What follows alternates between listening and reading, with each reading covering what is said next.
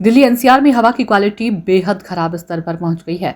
कई इलाकों में एक्यूआई 400 के करीब दर्ज किया गया तो ठंडी और धीमी हवाओं के कारण प्रदूषण सतह पर जमा हो रहा है, जिससे लोगों में सांस और फेफड़ों की बीमारियों का खतरा बढ़ गया है। दिल्ली एनसीआर में इस समय हवा की क्वालिटी तेजी से बिगड़ रही है और प्रदूषण ने एक बार फिर से खतरनाक स्तर पार कर लिया। एक्यूआई कई इलाकों में 400 के करीब पहुंच गया, जिससे हालात गंभीर श्रेणी में आ गए हैं। लेकिन इसके साथ ही मौसम में ठंडक काफी हो चुकी है। जी हां, दिल्ली एनसीआर में न्यूनतम तापमान में लगातार गिरावट दर्ज की जा रही है। मौसम विभाग की नवीनतम रिपोर्ट के अनुसार आने वाले 7 दिनों तक न्यूनतम तापमान 13 डिग्री के आसपास रहेगा, जबकि सुबह शाम की ठंडी हवाएं सर्दी के एहसास को और तेज कर रही हैं। मौसम विभाग के अनुसार दिल्ली एनसीआर में न्यूनतम तापमान फिलहाल 13 डिग्री सेल्सियस के आसपास बना हुआ है, जो अगले एक सप्ताह तक इसी स्तर पर रहेगा। ठंडी हवाएं सुबह और शाम के समय सर्दी का एहसास बढ़ा रही है, लेकिन इसी के साथ हवा में नमी और कोहरे का मिश्रण स्मॉग का रूप ले रहा है। फिलहाल बारिश की कोई संभावना नहीं, जिसके चलते प्रदूषक तत्वों के बैठने की प्रक्रिया और तेज हो गई है। बारिश की संभावना फिलहाल नहीं है और मौसम पूरी तरह फॉग यानी कोहरे की स्थिति के साथ बना रहेगा। सर्दी के साथ साथ हवा की गुणवत्ता तेजी से बिगड़ती जा रही है। दिल्ली, नोएडा और गाजियाबाद के बड़े हिस्सों में एयर क्वालिटी इंडेक्स बेहद खराब स्थिति में पहुंच गया है।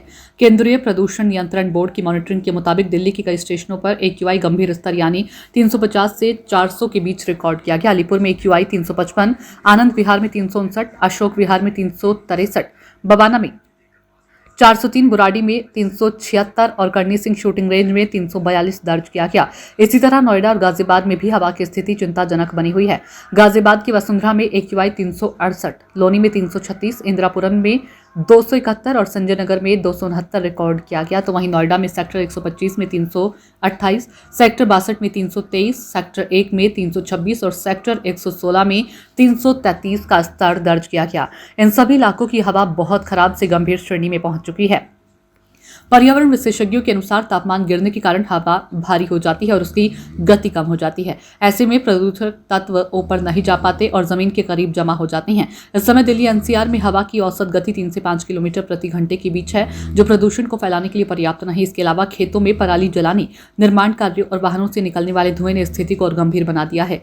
फिलहाल लोगों को सलाह दी जा रही है कि वे सुबह और शाम के समय घर से बाहर निकलने से बचें, विशेष रूप से बुजुर्ग, बच्चे और अस्थमा या हृदय रोग से पीड़ित लोग। इसके साथ ही डॉक्टरों ने मास्क का इस्तेमाल करने, एयर प्यूरिफायर लगाने और घर के अंदर पौधों का उपयोग बढ़ाने की सलाह दी है, ताकि वायु की गुणवत्ता कुछ हद तक सुधारी जा सके।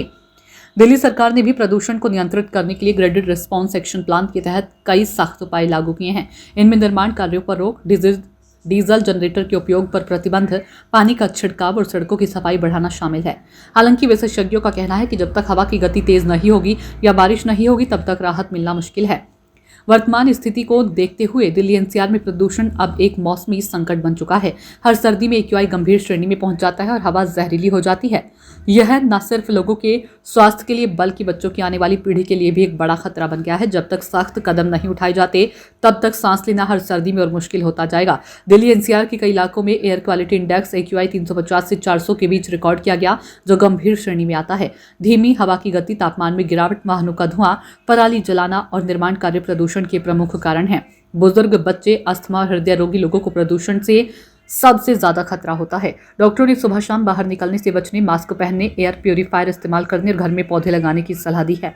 दिल्ली सरकार ने ग्रेडेड रिस्पॉन्स एक्शन प्लान के तहत निर्माण कार्यों पर रोक, पानी का छिड़काव और डीजल जनरेटर पर प्रतिबंध जैसे कदम उठाए हैं।